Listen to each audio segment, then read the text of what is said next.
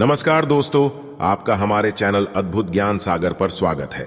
दोस्तों, नवरात्रि का महापर्व 9 देवी अर्थात 9 कन्याओं को समर्पित है।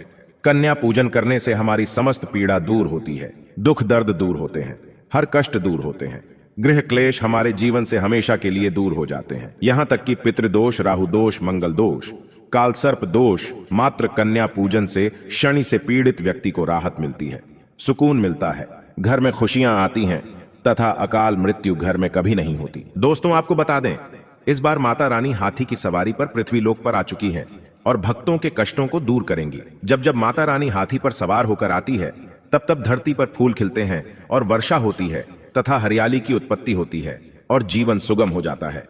किसान के घर में साक्षात मां जगदंबा जगत मां का आगमन होता है। दोस्तों, इस बार के नवरात्रि बहुत ही शुभ और मंगलकारी माने जा रहे हैं। इस बार शारदीय नवरात्रि 15 अक्टूबर दिन रविवार को शुरू होकर और इसका समापन 23 अक्टूबर दिन सोमवार को होगा। ऐसे में 24 अक्टूबर दिन मंगलवार को ही दुर्गा विसर्जन होगा। जो लोग माता रानी की स्थापना करते हैं, मूर्ति स्थापना करते हैं, वह लोग 24 अक्टूबर दिन मंगलवार को विसर्जन करेंगे। दोस्तों, नवरात्रि की अष्टमी और नवमी तिथि पर कन्या पूजन का विधान है। इस बार महाअष्टमी तिथि 22 अक्टूबर 2023 यानी कि इस दिन रविवार है और नवमी तिथि 23 अक्टूबर 2023 दिन सोमवार को है। ऐसे में आप अष्टमी और नवमी को इन दोनों तिथियां में कन्या पूजन अवश्य ही करें। कन्याओं को भोजन अवश्य खिलाएं। शास्त्रों में 9 दिनों के नवरात्रि को बहुत ही शुभ और मंगलकारी माना जाता है और वहीं 8 दिनों के नवरात्रि को अच्छा नहीं माना जाता। ऐसे में 10 दिनों के नवरात्रि बहुत ही शुभ माने गए हैं। शास्त्रों के अनुसार नवरात्रि के दिनों में माता रानी का पूजन करने से, कन्या पूजन करने से मां अभय वरदान प्रदान करती हैं। कुंडली में जो कष्ट होते हैं उन्हें ठीक कर देती है। श्रीधर की तरह ही सच्चे हृदय वाले व्यक्ति के सभी कष्टों का निवारण मां शीघ्र ही करती है। मां की उपासना से विनम्रता का विकास होता है। सभी कष्ट, दरिद्रता, दुख, कष्ट नष्ट हो जाते हैं। नवरात्रि में माता रानी का व्रत और पूजन किया जाता है, लेकिन नवरात्रि के दौरान सबसे ज्यादा महत्व होता है कन्या पूजन का। दोस्तों, कन्या रानी जो होती हैं, फूल की पंखुड़ियों की तरह नाजुक होती हैं। कन्या पूजन सर्वोप्रिय है, श्रेष्ठ है। कन्या के रूप में स्वयं जगदंबा देवी, माता वैष्णो, 9 देवियां अर्थात समस्त ब्रह्मांड इनके शरीर के कण कण में वास करते हैं। बहुत कम लोग जानते हैं 33 कोटि देवी देवताओं का वास होता है।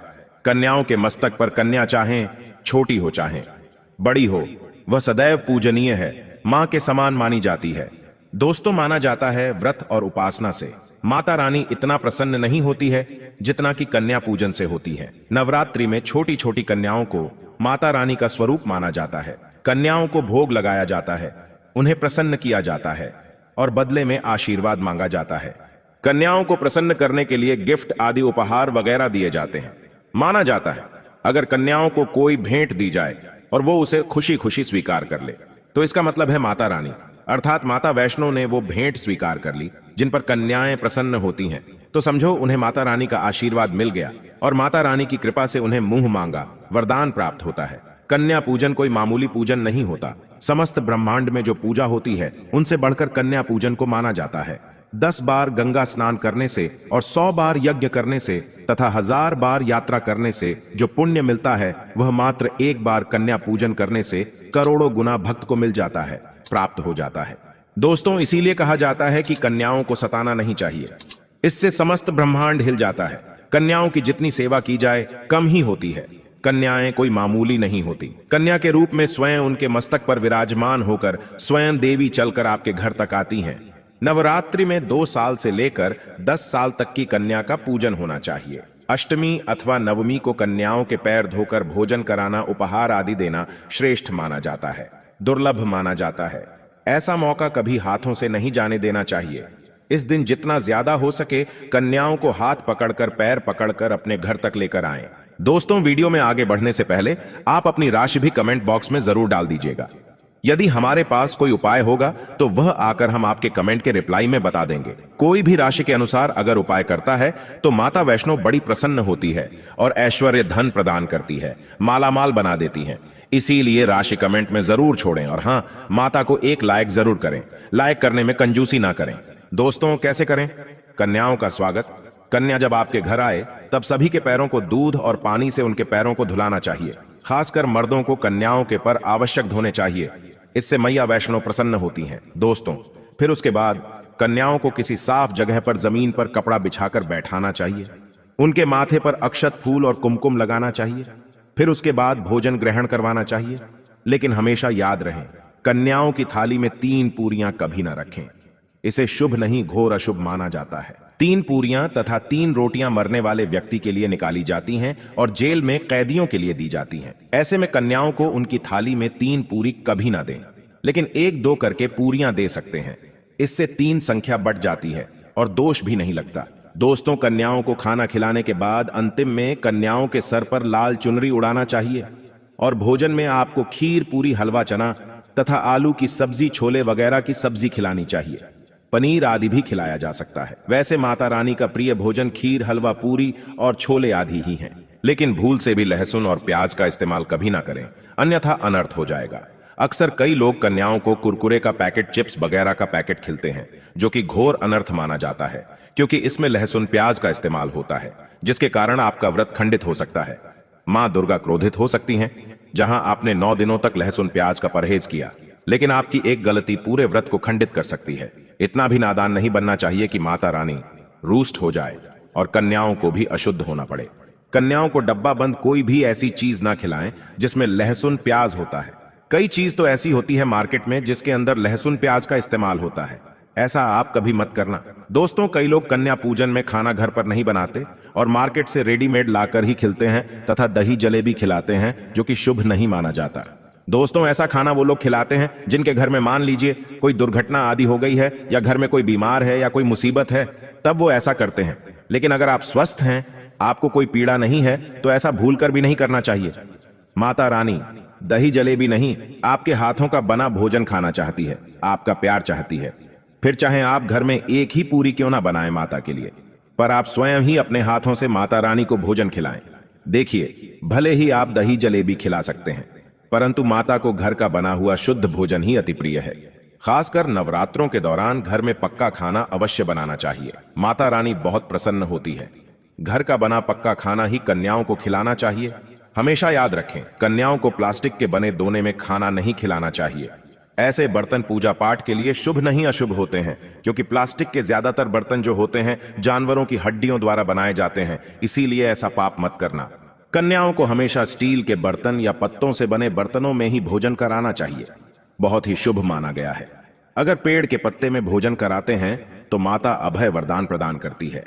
दोस्तों, एक और बात हम आपको बताने वाले हैं कि यदि नवरात्रों के समाप्त होने के बाद यदि बीच में कन्या पूजन में शुक्रवार का दिन पड़ जाए तो कन्याओं को कोई भी खट्टी चीज नहीं खिलाना चाहिए, क्योंकि शुक्रवार का दिन माता संतोषी को समर्पित होता है और माता संतोषी नवरात्रों के दिनों में सक्रिय अवस्था में होती है, यानी वो भी 9 देवियों के साथ में आपके घर में आती हैं। इसीलिए कन्याओं को भूलकर भी शुक्रवार का दिन अगर पड़ जाए तो खट्टी चीज घर में नहीं बनाना चाहिए और कन्याओं को भी खट्टी चीज नहीं खिलाना चाहिए। घोर पाप लगेगा, आपका किया कराया सब बर्बाद हो सकता है। खट्टी चीजों से माता संतोषी रूष्ट हो सकती हैं, चिढ़ सकती हैं, आपको श्राप दे सकती हैं, इसीलिए नादान ना बने। दोस्तों, भोजन कराने के बाद कन्याओं की थाली में एक लौंग जरूर रखना चाहिए, क्योंकि लौंग देवी शक्ति तथा दुर्गा मां को बहुत प्रिय है।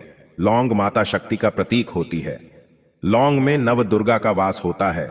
इन 9 दिनों में माता रानी को लौंग का भोग ही लगाया जाता है, तो खाना खाने के बाद कन्याओं को लौंग अवश्य अर्पित करें। माता रानी को अमृत से बढ़कर लौंग प्रिय है, इसीलिए कन्याओं को थाली में चुपचाप एक लौंग जरूर रख दें, आपका भाग्य चमक जाएगा।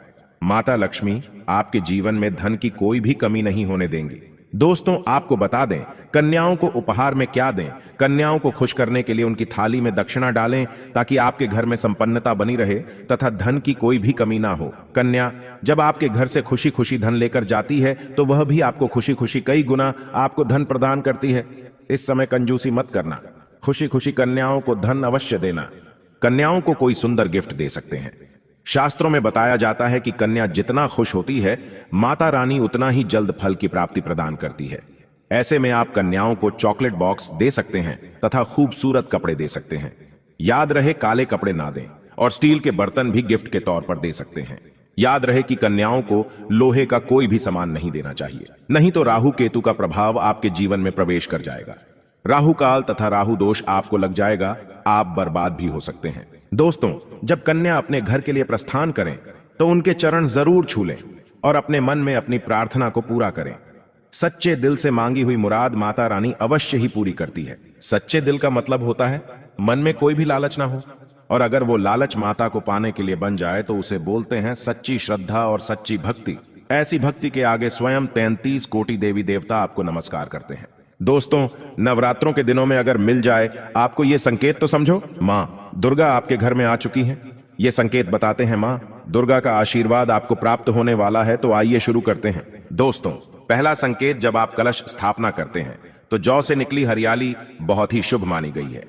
कहा जाता है कि जौ से निकली हरियाली हमारे भविष्य में होने वाले अच्छे और बुरे होने का संकेत देती है। ये सभी बातें हमारे आने वाले साल का भविष्य बताती हैं। यदि आपने जौ बोए हैं और वो किसी कारणवश नहीं हो पाए हैं तो ये संकेत बड़ा ही मनहूस माना गया है। कहा जाता है कि नवरात्रों में जौ अगर सूख जाते हैं या बढ़ते नहीं हैं तो आपको समझ लेना चाहिए कि ये साल आपका खराब होने वाला है तथा घर में कोई बीमारी आने वाली है, या दिन दुगनी रात चौगुनी आपकी कम होने वाली है या घटने वाली है। दोस्तों, ये धन हानि का संकेत माना गया है, क्योंकि आपने कोई ना कोई गलती ऐसी कर दी होगी जिसके कारण माता रानी नाराज हो गई हैं। इसीलिए माता से आप क्षमा अवश्य मांग ले। माँ अपने भक्तों को अवश्य माफ करती है। एक माँ ही होती है जो अपने बेटे को, अपने लाल को हर गलती पर माफ करती है, लेकिन ऐसा बेटा किस काम का जो माँ से माफी ना मांगे। इसीलिए माता रानी से अपनी गलती की माफी अवश्य मांग लें। मैया वैष्णो अपने भक्तों को कभी निराश ही नहीं करती, बल्कि उन्हें धन धान्य से और खुशियों से परिपूर्ण बना देती है। और दोस्तों, यदि जौ हरे भरे हो जाते हैं तो यह शुभ संकेत होता है। इससे आने वाले समय में आपको बहुत ज्यादा ही धन लाभ होगा। माना जाता है कि 1 रुपए का सिक्का या चांदी का कोई भी सिक्का जौ के बीचों बीच में अगर मिट्टी में दबा दिया जाए तो घर में सुख समृद्धि आती है। माता लक्ष्मी दौड़ी दौड़ी चली आती है। जौ के अंदर हमेशा 1 रुपए का सिक्का अवश्य डालना चाहिए। जौ को खाली नहीं रखना चाहिए, उसमें धन वगैरह अवश्य डालना चाहिए। इससे माता का आशीर्वाद सदैव परिवार पर बना रहता है और जीवन में कोई भी संकट नहीं आता। खाली जौ मतलब धन भी खाली, खुशियां भी खाली ही मिलेंगी। दोस्तों, नंबर 2, यदि आपकी नींद नवरात्रों के दौरान सुबह 4 बजे के आसपास खुलती है तो इसे बड़ा ही शुभ संकेत माना जाता है, क्योंकि यह समय ब्रह्म मुहूर्त कहलाता है। इस समय देवी शक्ति अपने सच्चे भक्तों को ही जागती है। इस समय उठाना मतलब माता की कृपा प्राप्त करने के बराबर माना गया है। ये संकेत बताते हैं कि माता की सच्ची भक्ति का प्रभाव आपके ऊपर हो चुका है और माता रानी आपको जल्दी ही कोई खुशखबरी देने वाली है। मां आपकी सच्ची भक्ति से बहुत खुश हैं।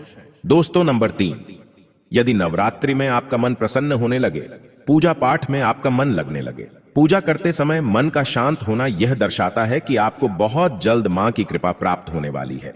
माता रानी आपकी भक्ति से बहुत खुश हैं। आपकी भक्ति माता रानी को आनंद दे रही है। ऐसे व्यक्ति को समझ जाना चाहिए कि उसके जीवन में अब अच्छा समय आने वाला है। दोस्तों, नंबर 4, नवरात्रों के दौरान अगर मां के गले से फूल गिर जाए तथा जौ के हरे भरे पत्ते अगर बिन हवा के हिल जाएं तो इसे अति उत्तम माना गया है। यह संकेत बताता है कि माता रानी का आगमन आपके घर में अस्थायी रूप से हो चुका है। आपको माता लक्ष्मी की कृपा प्राप्त होने वाली है। यह संकेत कुछ खास लोगों को ही दिखाई देते हैं। माना जाता है कि पूजा करते समय अगर धुआं अधिक बढ़ जाए तो इससे यह पता चलता है कि आपके घर से गरीबी हमेशा हमेशा के लिए जाने वाली है। भूत प्रेत आत्माएं अब आपके घर से हमेशा के लिए जाने वाले हैं। पूजा करते समय धुएं का अधिक होना बहुत ही शुभ और मंगलकारी माना गया है। ये संकेत भविष्य में अच्छे परिणाम को दर्शाते हैं। दोस्तों, नंबर 5, द्वार पर गाय का आना। वेदों में बताया जाता है कि नवरात्रि के दौरान गाय माता का घर में आना बड़ा ही शुभ संकेत माना गया है। नवरात्रि में द्वार पर गाय का आना अत्यंत शुभ है। यदि आपके भी द्वार पर गाय आती है तो गाय के माथे पर कुमकुम लगाना ना भूले तथा गाय को रोटी जरूर खिलाएं। इससे मां दुर्गा अत्यंत प्रसन्न होंगी और आपकी झोली खुशियों से भर देंगी। द्वार पर गाय का बार बार आना भी जीवन में आने वाले अच्छे संकेतों की ओर इशारा करता है। दोस्तों, नंबर 6, सपने में शेर का दिखाई देना। अगर आपके सपनों में मां दुर्गा दिखाई देती है, अर्थात कोई भी देवी अगर आपके सपनों में दिखाई देती है तो बड़ा ही शुभ माना गया है। नवरात्रों के पावन अवसर पर माता के दर्शन किसी खास भक्तों को ही होते हैं। ये सपने कभी किसी को शेयर मत करना। यदि माता की सवारी तथा शेर रात्रि में सपने में बार बार दिखाई देता है तो मां दुर्गा आपसे प्रसन्न है। ये संकेत बताते हैं कि जल्द ही आपकी कोई मनोकामना अवश्य पूर्ण होगी और आपके शत्रुओं का नाश हो जाएगा। शत्रु आपके नाम से ही थर थर कांपने लगेगा। मां दुर्गा का वाहन शेर है, इसीलिए नवरात्रि में शेर का दिखाई देना अत्यंत शुभ संकेत होता है।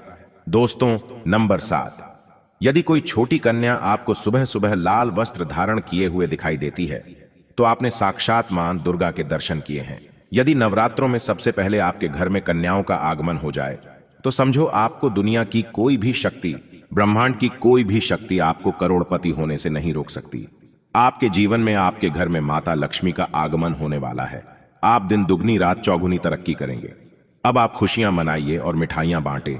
ऐसे में कन्याओं को भरपूर तरीके से खुश रखें और उनका आगमन दूध से चरण धुलाकर करें, कोई भी कंजूसी ना करें। दोस्तों, माता रानी आपको यह संकेत दे रही है कि अब आपका बुरा समय समाप्त हो चुका है। अब जीवन में सुख समृद्धि के द्वार खुल जाएंगे। दोस्तों, नंबर 8, घर पर उल्लू का आना। यदि मां लक्ष्मी का वाहन उल्लू नवरात्रि में आपके घर पर आकर बैठ जाए तो यह भी शुभ संकेत है। इसका अर्थ है कि मां लक्ष्मी का आपके घर में प्रवेश हो चुका है और आपकी आर्थिक स्थिति और मजबूत होगी। लेकिन याद रहे, उल्लू नवरात्रि और दीपावली पर आना ही शुभ माना जाता है।